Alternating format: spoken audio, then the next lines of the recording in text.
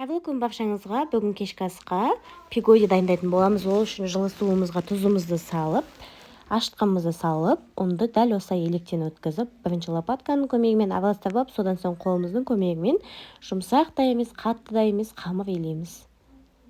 Қамырымызды жақсылап июін қандырып илейміз. Июі қанған қамыр өте тез көтерілетін болады. Міне, қолымыздың көмегімен илеп болдық. Болған соң бетін жауып, жылы жерге қойып қоямыз.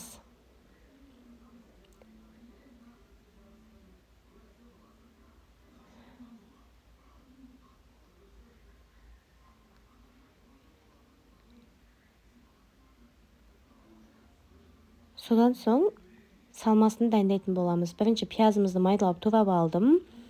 Содан соң қырыққабатымызды, яғни капустамызды дәл осылай видеодағыдай майдалап турап аламыз.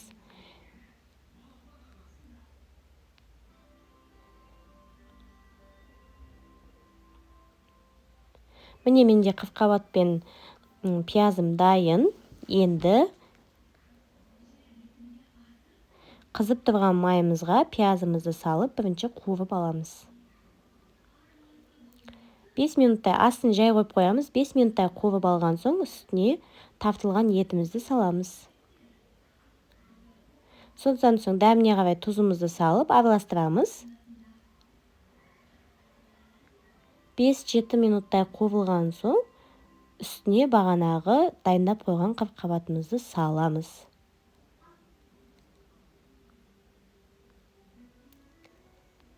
Тағы да жақсылап араластырамыз. Дәміне қарай қара бұрыш саламыз. Содан соң бетін жауып, астын өте жай қойып 5 минуттай бұқтырып аламыз. Осымен салмамыз дайын. Енді бағанағы орап қойған қамырымыз көтеріліп дайын. Сол қамырды қолымыздың көмегімен алып, майда бөліктерге бөлеміз. Содан соң қолымызды майлап, қолымызбен жаямыз. Дайын болған салмамызды ішіне салып, видеодағыдай түйеміз. Түйген кезде қаттырақ баса беру керек, сол кезде піскенде ашылып кетпейді. Дәл мантыдағыдай мантываркамыздың астына су қойып қоямыз, ол қайнап дайын болуы тиіс. Біз қайнағанша түйіп боламыз. Түйіп болған соң дайын болған пигодияларымызды мантыварканың листына жайғастырып, 45 минут дәл манты сияқты пісіріп аламыз. Піскен пигодияларымызды сәбіз салатпен ұсынсаңыздар болады. Менде ондай салат болған жоқ. Барлықтарыңызға ас болсын, жасап көруге кеңес беремін. Өте дәмді болып шығады.